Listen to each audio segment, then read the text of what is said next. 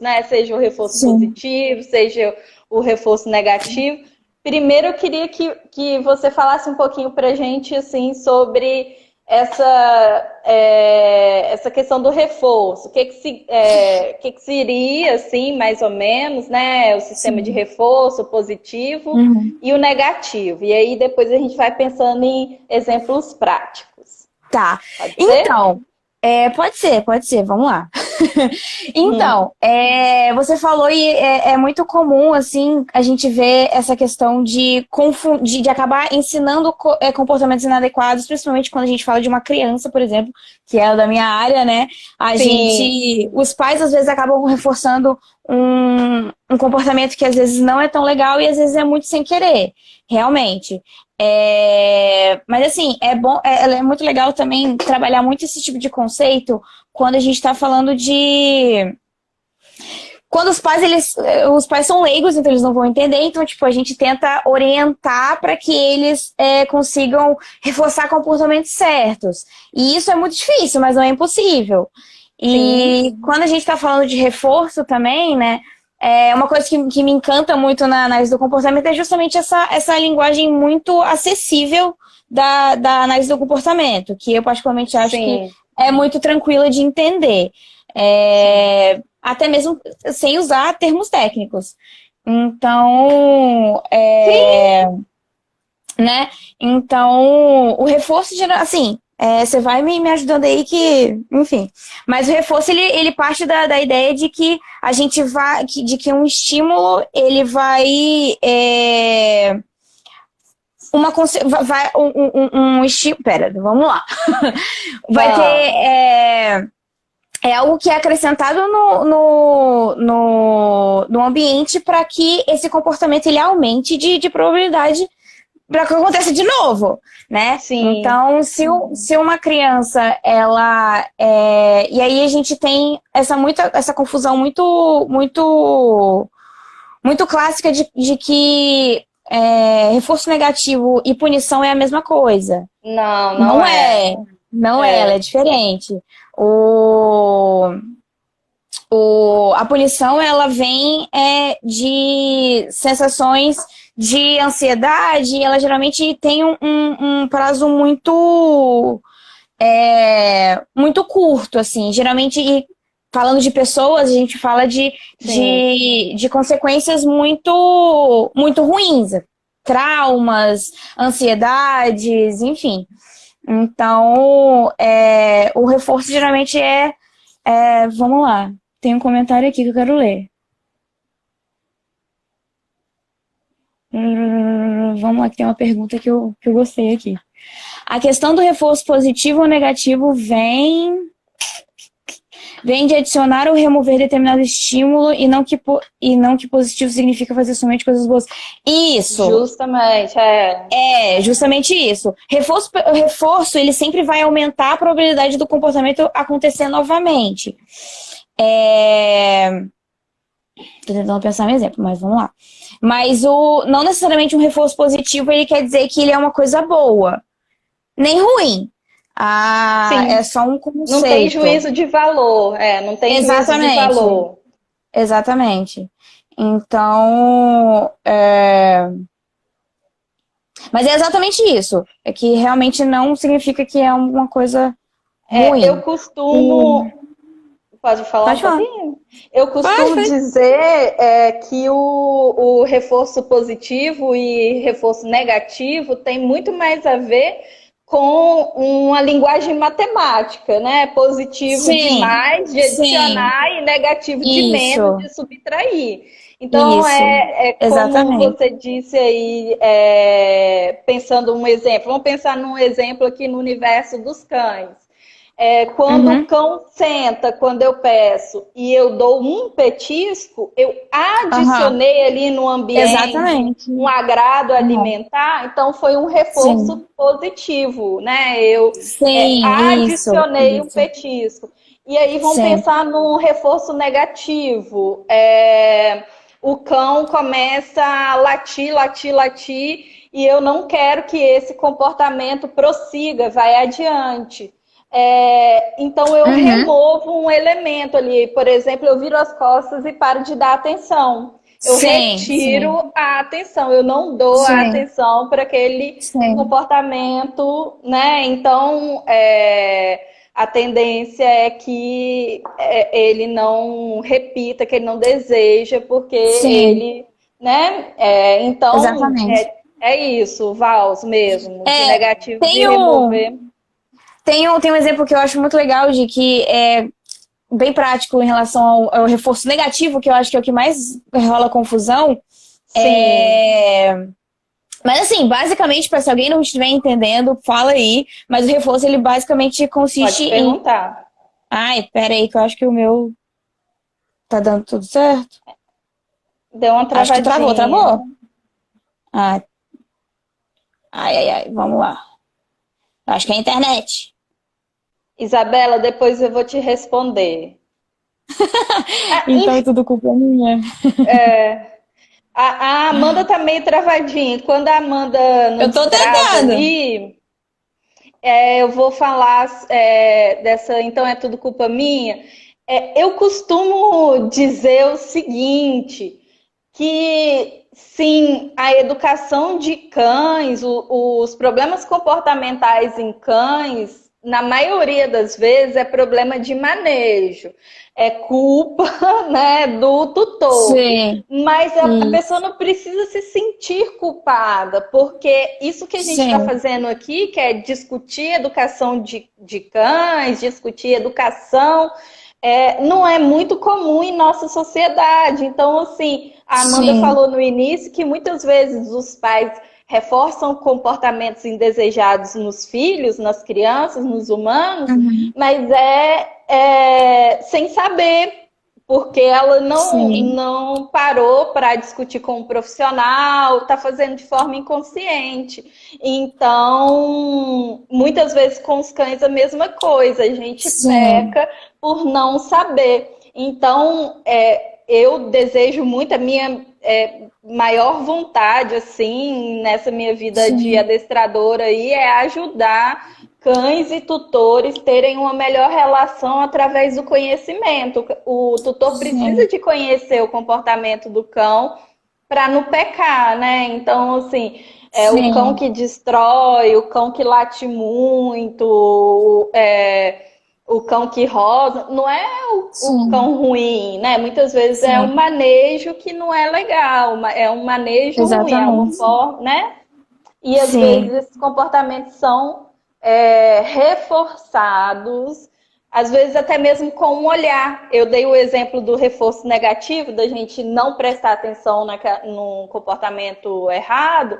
Às vezes o olhar é um reforço positivo também. Meu cachorro tá ali. E isso faz muito lembrar da questão da pirraça da criança, né? Como que a gente porque é a atenção dos pais, né? Quando a gente está falando de atenção dos pais, é uma coisa... Normalmente é um estímulo muito reforçador para a criança. Então, a atenção dos pais é justamente algo muito importante de ser trabalhada de acordo com... Até porque a falta da atenção dos pais também vai gerar consequências. Seja comportamentos inadequados ou a falta deles. Então, trabalhar isso. Eu tô irritada que travou esse negócio. Dá para te ouvir perfeitamente, mas não dá para ver sua beleza se movimentando. Eu não sei porquê, não sei o que aconteceu, Realmente não sei. Mas pelo menos a gente está conseguindo ouvir. Galera, vocês estão conseguindo ouvir a Amanda? Eu vi ali que... Ah lá, tô te ouvindo, mas não tô te vendo. Quem tá ouvindo? É melhor sair e entrar de novo, talvez? Eu vou fazer isso, Então peraí. saia e eu te chamo de novo. Gente, a Amanda travou aqui, rapidinho.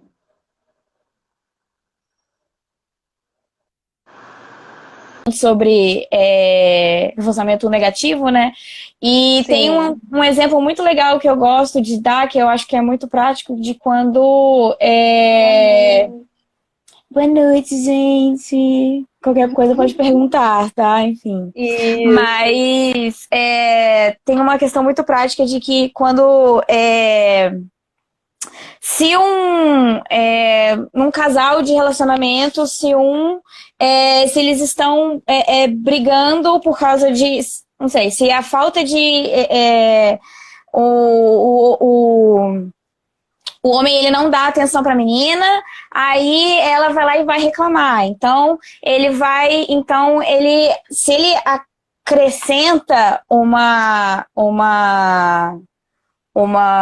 se ele acrescentar o carinho e a atenção para ela, e ela der o que ele quer, por exemplo, que seja ou um abraço ou um beijo, esse comportamento dele é um reforço positivo. Ele vai voltar a acontecer novamente, né? Então, mas o contrário também é válido. Se ela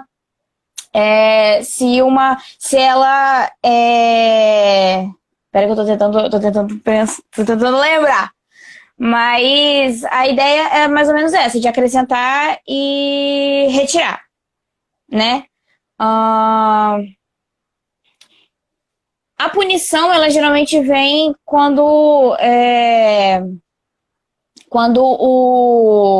se, por exemplo, se a criança faz pirraça e ela leva um tapa, isso vai diminuir o comportamento dela, mas isso pode gerar algumas consequências não tão legais no futuro. Ela pode ter algum tipo de ansiedade diante do contexto que ela tá, enfim. E a punição, ela acaba acontecendo muitas vezes com os pais, porque ela geralmente as consequências vêm muito rápido. Mas ela não é a melhor forma disso. Então, assim, a punição, geralmente, a gente tenta evitar ela. Eventualmente, a gente pode trabalhar com uma punição, mas ela não é a melhor forma de todas para ser trabalhada, sabe? Sim. Então... E com cães a mesma coisa, né? Agora, uma coisa que existe aí no universo do adestramento existe uma corrente de adestramento chamada adestramento positivo.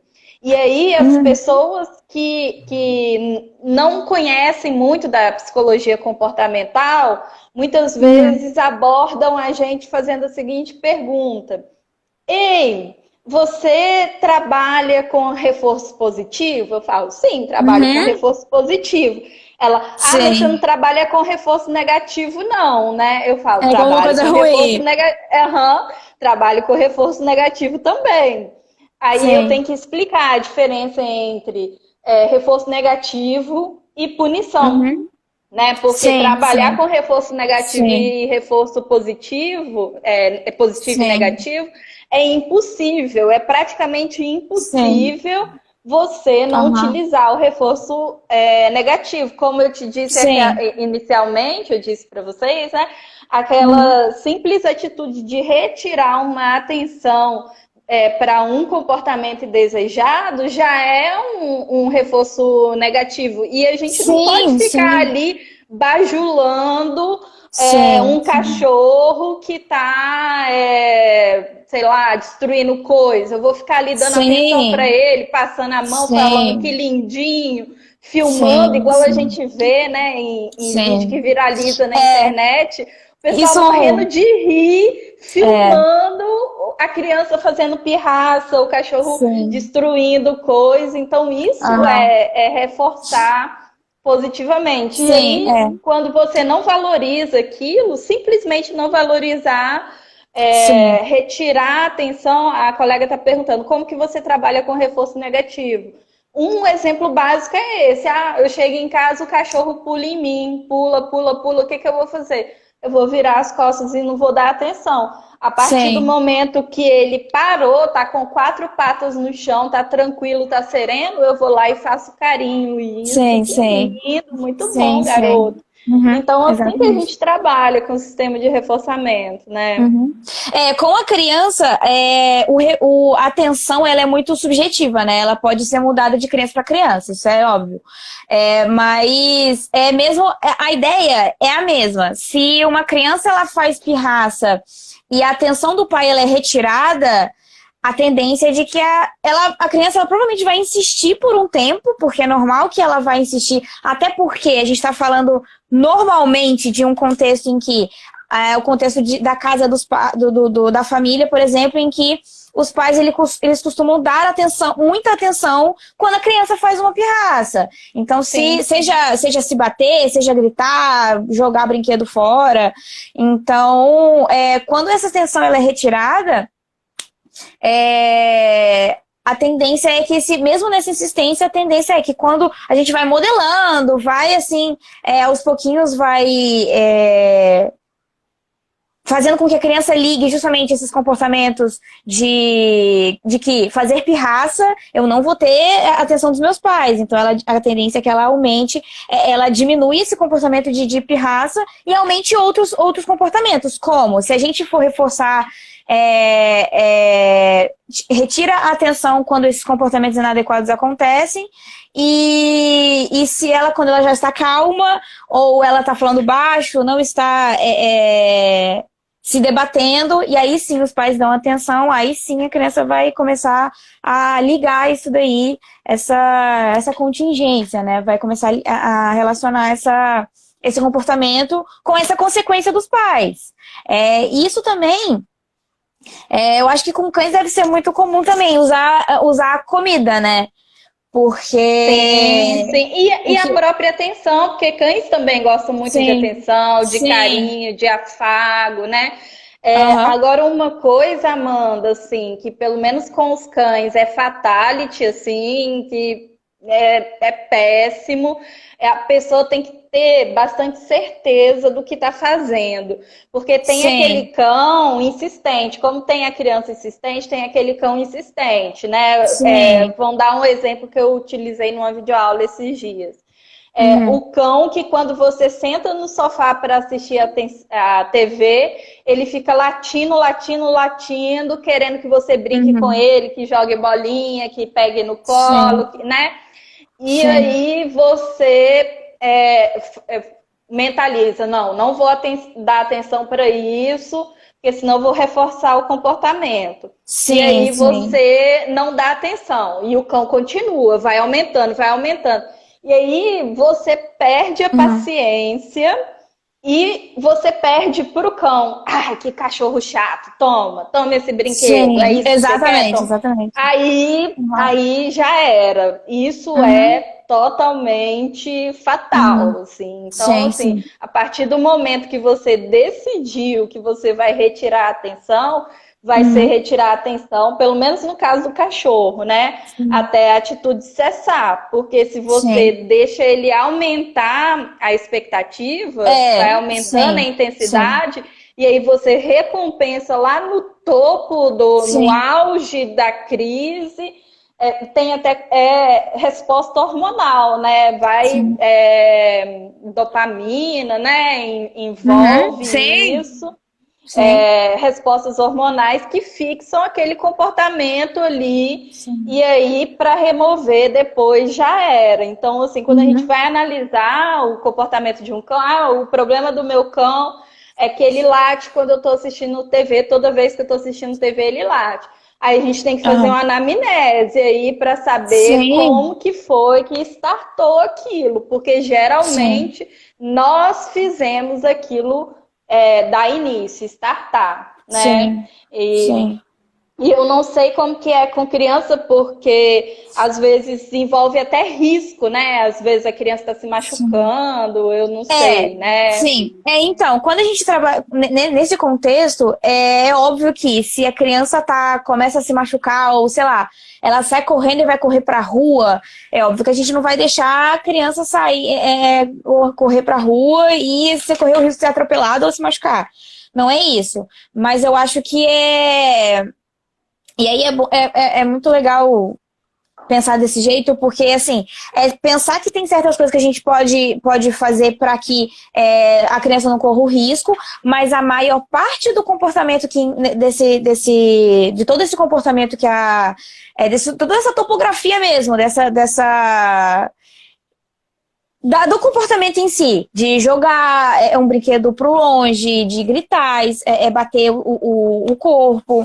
Então, todo esse comportamento, ele precisa ser, a atenção ela precisa ser extinta, ela tem que ter extinção ali e tem que parar de dar atenção e foi o que você falou. Na verdade, é o que acontece demais, é quando os pais, a criança está muito, muito irritada, e aí a criança já tem um contexto em que sempre recebe sempre recebe o que quer, depois de fazer uma super pirraça, então os pais, eles vão lá e cedem, depois de tanta pirraça. Então, assim, a criança, ela vai aprender isso. Não é culpa da criança, mas, assim, também não é que é culpa dos pais, mas isso acaba acontecendo, né? Então, conjuntural, né? Exatamente. E querendo ou não, é uma coisa até de entender o lado dos pais também, de que às vezes, não sei, os pais estão cansados, enfim. Mas é muito necessário ter pulso firme mesmo, de que precisa aguentar, não é para dar o que a criança quer. Se for para dar atenção para que ela não se machuque, ok. Mas a partir do momento que ela está fora de risco, que ela já não está se batendo mais ou indo correndo para a rua, você já volta. Não olha no olho da criança, tenta não tocar na criança, tenta realmente esperar com que você reforce o comportamento correto, que seja que ela esteja calma, falando num tom adequado, que ela não esteja se debatendo, enfim. Mas uma coisa legal também sobre isso é que os pais, eles também precisam dar atenção para os filhos quando em outros contextos também, né? Então, se a criança, ela faz uma coisa legal e aí ela não tem a atenção dos pais, vai ser reforçado de que ela não é para ela fazer um comportamento legal, né? Entre aspas, ela desiste, ela se cansa, exatamente, né? Exatamente. Pra que eu vou fazer isso? Exatamente, se eu não vou ter atenção, eu não vou ter nada. Então, assim, ou quando ela tem muito pouco, sei lá, se ela pega o copinho dela e coloca em cima da pia e o pai fala assim, ai, obrigada. Mas aí, eventualmente, ele vai deixando de fazer isso e para de dar atenção para a criança, principalmente quando eles são mais novinhos, a criança, ela vai desistindo. Então, assim, pra que eu vou fazer isso se o meu pai não vai me dar atenção, não vou receber um elogio? É óbvio que isso não a criança não tá pensando isso, né? Mas é isso que a criança vai aprendendo, assim. Então, eu gosto muito de trabalhar o reforço em outros contextos. Em contexto em que a criança, ela faz comportamentos adequados. Sabe? Que ela tá fora do contexto da birra. Sim. Isso que a Amanda tá falando aqui, ela tá falando criança e pais, isso serve na correlação cão-tutor. Tudo que ela falou serve na correlação cão-tutor. Então, é importantíssimo. Existe até um estudo que eu li recentemente sobre cães que sofrem ansiedade de separação. Os cães que não têm pelo menos 30 minutos por dia de interação de qualidade com o seu tutor, ele pode vir a sofrer de ansiedade de separação. Assim como aquele cão que fica grudado o tempo inteiro com o tutor, e aí nessa época de quarentena é até bom a gente se preocupar de não ficar grudado o tempo inteiro com o cachorro, deixar ele no momentozinho dele. Ele pode sofrer de ansiedade de separação quando o tutor sai, né? Então, assim, ter momentos de interação de qualidade, seja com a criança ou com o cão, dar atenção, né? É muito importante. E sobretudo naqueles momentos mais tranquilos. Se eu tô querendo moldar um cachorro tranquilo, seja um cachorro de companhia, né? Um cachorro que vai se comportar dentro de um apartamento, por exemplo.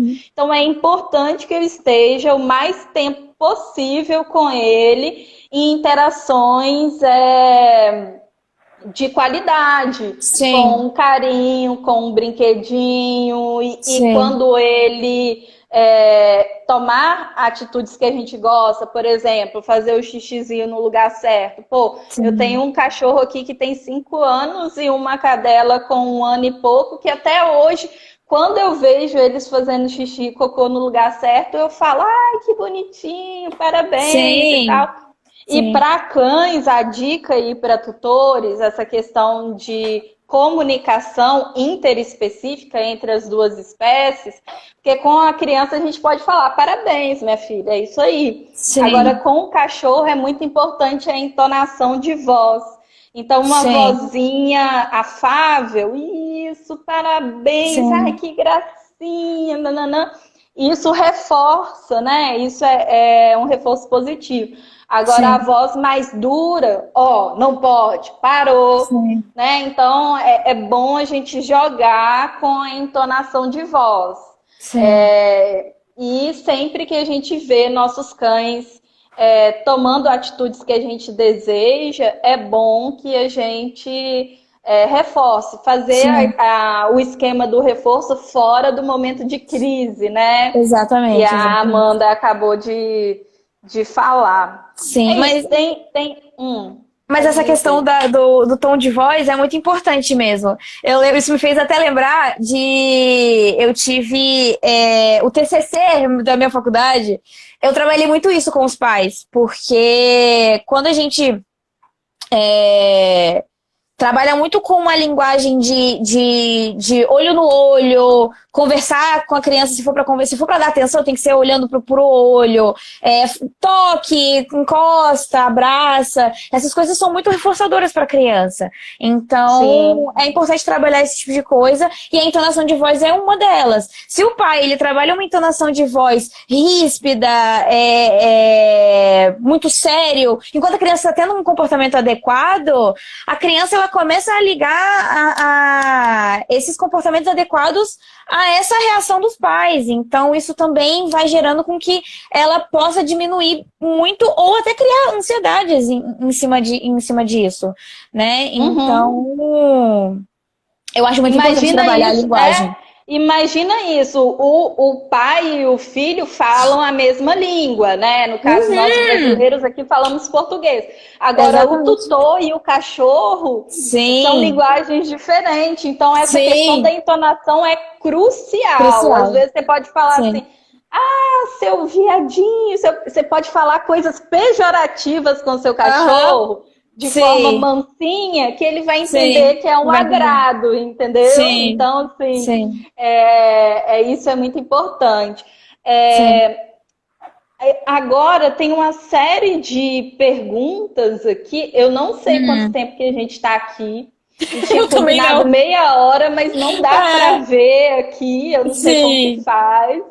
E tem uma série de perguntas que eu gostaria de tentar responder. Vamos ajudar aqui, Tá, vamos ô lá. Amanda? Peraí, vamos lá nas perguntas. Vamos começar das últimas, né?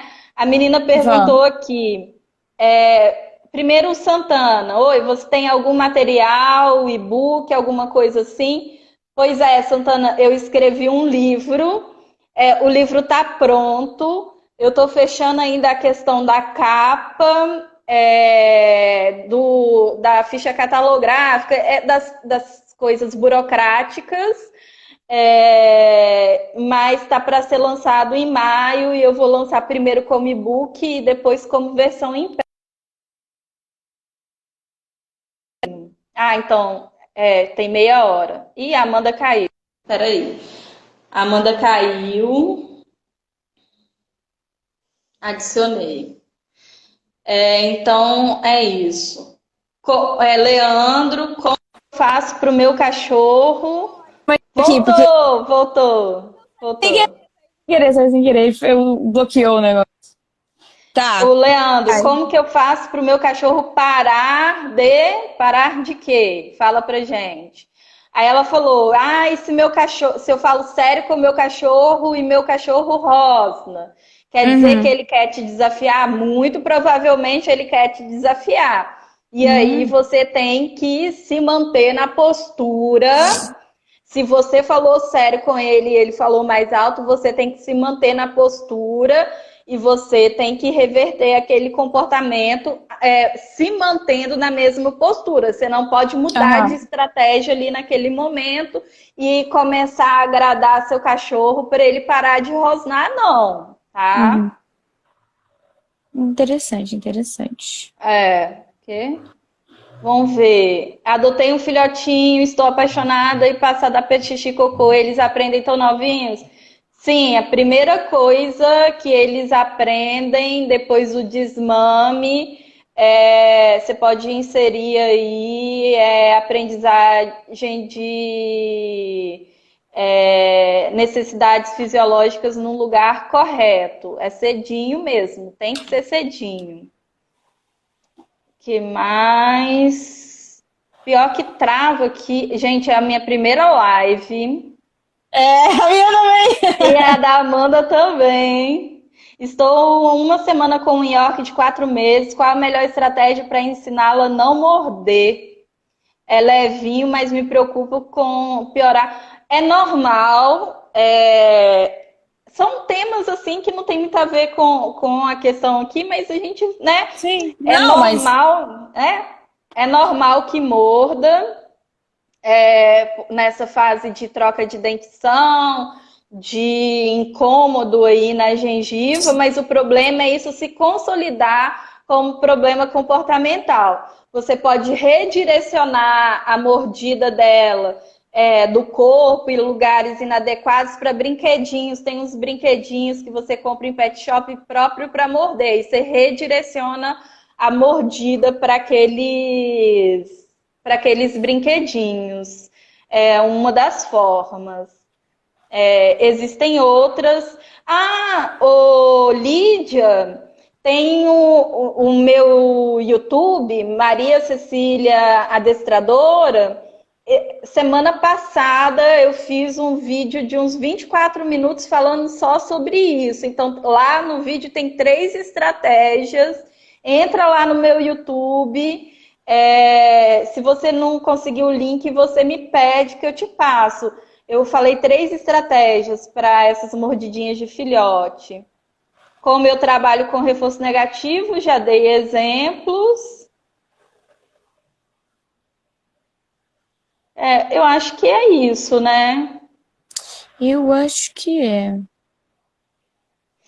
Tem mais alguma questão, galera? Gostaria de perguntar mais alguma coisa? Mas quando você falou essa coisa da dentição, me fez até lembrar de uma coisa que a gente tenta, que é muito importante a gente trabalhar, principalmente em consultório, ou quando a gente trabalha com AT, que é o atendimento domiciliar com o psicólogo, que a gente vai na casa da família e trabalha com a criança, enfim. Quando a gente trabalha, quando tem algumas queixas que envolve questões fisiológicas, é muito importante a gente trabalhar os antecedentes, assim. Quando a gente está... Não sei, se a gente está trabalhando uma atividade com a criança para que ela melhore, para que ela diminua comportamentos inadequados, por exemplo, se a criança quando ela é contrariada, ela começa a fazer pirraça, a gente quer diminuir isso, né? Então, a gente extingue o comportamento de dar o brinquedo para a criança quando ela faz pirraça, mas a gente dá o brinquedo quando ela faz alguma coisa correta. Então, quando a gente está nessa atividade, é muito importante a gente trabalhar questões anteriores a isso no cotidiano mesmo. Por exemplo, se a criança estiver com fome, ou igual você falou, se ela estiver com dor no dente, ou estressada, a criança ela não vai render como ela deveria. A gente precisa trabalhar os antecedentes a isso, de trabalhar o que realmente está incomodando ela fisiologicamente, se ela estiver com fome, ou tiver, sei lá, com vontade de ir no banheiro. Isso me fez lembrar isso, não sei porquê, mas me fez lembrar. Não, e eu acho interessante, legal. Mas foi muito importante, porque o tema da destruição mesmo, meu cachorro morde tudo, rói tudo, destrói tudo, a gente tem que verificar as bases daquele comportamento. Às vezes o cachorro destruidor, daquele vídeo que viraliza lá na internet, o cão que Sim. explodiu o colchão, explodiu o travesseiro, não Uhum. sei o quê. Você tem que ver se é um cão que não está passeando, se é um cão que está ficando muito Sim. tempo trancado, se é um cão Sim. que tem ansiedade de separação, se é um cão que está trocando Aham. dentição, se é um cão que. Sabe? Então, assim, essa coisa dos antecedentes, das bases do problema Uhum. comportamental precisam ser atacadas, com Sim. certeza. Não Sim. adianta a gente ir só no que aparece, né? Como se fosse Sim. o iceberg, né? No Aham. topo do iceberg. Tem todo um fundamento que precisa ser trabalhado. Então, assim, Sim. igual um cão que eu atendi ano passado, que eu trabalhei com ele e graças a gente teve um resultado muito bacana. O cão é extremamente destruidor, mas o cão tinha ansiedade de separação, ele não Uhum. aguentava ficar sozinho em casa, e ele era extremamente com um alto nível de energia e não passeava cotidianamente. Então, Pois assim, pô, é. eu ia chegar lá punindo o cachorro. Sim. Não, tem que resolver Sim. a conjuntura e aí Sim. depois melhora o comportamento da água para o vinho, né? Uhum. Sim, sim. Tem um Mas é Bull Terrier de verdade. 3 anos e de uns meses para cá que está muito agressivo, rosna até quando ganha carinho e não está aceitando banho. Fico com medo de insistir, pois ele é muito grande, sim. Bull Terriers são cachorros muito poderosos. Eu já tive uma Bull Terrier que desenvolveu agressividade. Mayara Bolzan, recomendo que você procure uma ajuda profissional para lidar com o seu Bull, tá? Porque qualquer cachorro pode desenvolver agressividade. Um poodlezinho pode desenvolver agressividade. Mas a questão está na diferença de poder entre os cachorros. O poder de estrago de um Bull Terrier é muito grande. Sim. E aí Sim. eu recomendo que procure um profissional de fato para tentar entender o que está acontecendo e tentar te ajudar a reverter isso. O Santana. O cão mais velho, viciado em morder móvel, tipo cadeira, etc., você usa para descanalizar. O que você usa para descanalizar tal comportamento? Pois é, Santana, a gente tem que descobrir, acabei de falar. Porque o filhote é natural, mas pode se consolidar como problema comportamental, essa coisa do roer. O mais velho já se consolidou como um problema comportamental. E aí a gente tem que fazer uma anamnese, caso a caso, fazer uma série de questionário aí à família para a gente ver o que está de errado na rotina e que está desencadeando esse comportamento. Se é falta de passeio, se é falta de treino, se é ansiedade de separação. E aí a gente tem que ver. E aí a gente vai atacar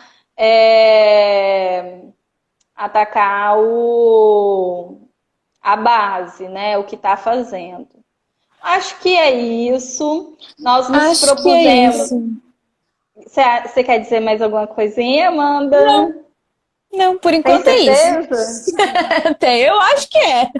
Mas acho que Ah, é foi isso. muito bom, foi Foi legal. ótimo, foi ótimo. É, foi ótimo. Adorei. Se Primeira alguém tiver mais live algum. É, mais uma primeira aí estreando. Mas estreando. se alguém tiver mais alguma pergunta, é só falar. É. E se tiver mais alguma pergunta Mas para Amanda posteriormente, pode entrar em contato só com falar. ela, né? A Sim, Amanda sim. é excelente, trabalha com crianças. Pois é, eu trabalho com criança. No momento, E eu tô com um público bem vasto, assim. Mas eu gosto muito de é, trabalhar com criança. Atualmente, eu tenho trabalhado muito com crianças autistas. Então, a gente olha, é bem interessante. legal. É bem legal porque a gente tem que. Esses conceitos básicos, né? A gente, quando se trata do autismo, a gente tem que levar ele com muita intensidade, porque são crianças que têm essa dificuldade de comunicação, dificuldade de se relacionar, então tem que ser bem intenso, então é bem legal, assim, é muito bom. Mas meu público tem sido muito esse. Ó, a Isabel falou para falar um pouquinho sobre vocês. A gente não se apresentou no início, que É mico! verdade! Verdade. Então se apresenta Iniciante, agora. iniciante. É, gente. Olá, Amanda. Eu sou a Amanda Hertel, tá? Eu sou psicóloga. Eu atendo atualmente, eu tô atendendo no consultório. Eu atendo adultos, e adolescentes, mas eu tenho atendido bastante, crianças autistas. Mas o meu público maior, assim, é mais adolescente, adulto e criança mesmo. Tem sido mais o meu público. Eu sou formada em psicologia, né? Eu tenho um curso de análise do comportamento no autismo. E acho que é isso, por enquanto. Qualquer coisa vocês me olham no Lattes. Tô brincando. Mas, mas é isso, eu sou formada e aí estamos aí trabalhando com isso. E é isso. Vai lá, Cissa, fala um pouquinho de você Arrasou. também. Aí eu sou um pouco mais velha, gente. Eu lembro da Eu Amanda na escola. Eu era professora, pequenininha. A Amanda era aluna da escola que eu era professora, Sim, assim. E sim. lembro dela Eu pequenininha tenho. também na família, Pois é. assim. Ela é Pois é, eu tenho 20. prima, É, ela é eu tenho prima 25 do anos. Eu sou um baby, eu 25. sou um baby. vinte e É um cinco, 25. baby. É, eu não vou falar quantos que eu tenho, não, que eu já parei de contabilizar. Ignora, ignora a idade, ignora a idade. Mas então, eu sou adestradora. Eu falei que já trabalhei na escola que a Amanda estudava, não é porque ela é cachorrinho, não, é porque eu era professora Eu era professora, eu fui professora, inclusive do Yarles, que acabou de entrar aqui também, fui professora dele no Não. IFES. Eu fui professora de filosofia por mais de 10 anos, né? Então, eu sou formada em filosofia, tenho mestrado, pós-graduação, essas coisas tudo que está lá no Lattes, que não me interessa mais, porque eu larguei tudo pelo amor aos animais. Agora eu sou adestradora, trabalho muito com a parte comportamental, de problemas comportamentais, Uhum. e é isso. Mas Maria essa questão do comportamental é muito legal, né? Principalmente quando a gente fala de cães, assim, eu acho que é um. Não sei, eu não sei se é porque a análise do comportamento é incrível pra mim, então eu acho que são conceitos que a gente consegue colocar para assuntos muito vastos, assim. sim, Então, tanto para crianças, para adultos, para idosos, adolescentes, tanto sim. para os animaizinhos. Para animais diversos, né? Peixes, Sim. galinha, Sim! gado. Cara, tem cada estudo assim maravilhoso Legal, utilizando legal. animais diversos, diversos. Uhum. Eu li um estudo esses dias com tilápias que eu fiquei assim, mas Caramba, que enfim. legal. E para mim é um assunto completamente novo, porque eu sempre estudei filosofia e psicanálise. Eu Sim. estudava Aham. filosofia da psicanálise, psicanálise e Aham. filosofia. E aí depois É. eu fui para a parte comportamental e fiquei apaixonada. Santana, a gente é de Vila Velha, no Espírito Santo. Isso aí. Então tá, Mas, gente. gente, então eu acho que é Valeu. isso. Muito Obrigada, obrigada pelo obrigada. convite. Eu que Obrigada por agradeço ter muito. aceitado, Amanda. Obrigada por todos que Imagina. participaram. Isso aí, gente. Um beijo, Amanhã, obrigada. amanhã também vai ter outra live no mesmo horário. O Felício Arrasou. Molinari, que estudou comigo na época da filosofia, ele fez doutorado na área da filosofia, da psicologia. E aí ele Que estudou legal. assuntos bem interessantes sobre pensamento, mente, filosofia dessa área mais do pensamento. E aí a gente vai discutir algumas coisas como cachorro pensa, cachorro tem sentimento, cachorro tem Que emoção, legal. qual a diferença entre Sim. sentimento e emoção e tal, Uhum. curiosidades assim. Então não Legal, percam, legal. amanhã vai ser Não percam muito mesmo, vai ser legal. bom. Vai Vai ser ser bom, vai massa. ser bom. Legal, legal. E valeu, galera, por ter vindo. Ei, prima, tudo bem? Manda um abraço para todos aí. Ah, que legal. A utilização comportamental estamos usando principalmente em cães de apartamento. Sim, Santana, É, muito, muito. Mas, legal. Santana, eu acho muito importante a gente utilizar para cães de trabalho também essa parte de comportamento, mas enfim. Um abraço para todos aí de Uberlândia Um também, abraço. Santana. Vem, Isabela. Até amanhã. Até amanhã, pessoal do Clube dos Poodles Capixaba. O Felício. Sim, Espero todos amanhã. Todos amanhã, no mesmo horário. Vai ser massa. isso aí. Beijinho. Então tá, tchau, gente. Um beijo. Tchau. Beijo. Obrigada. Tchau, tchau. Tchau.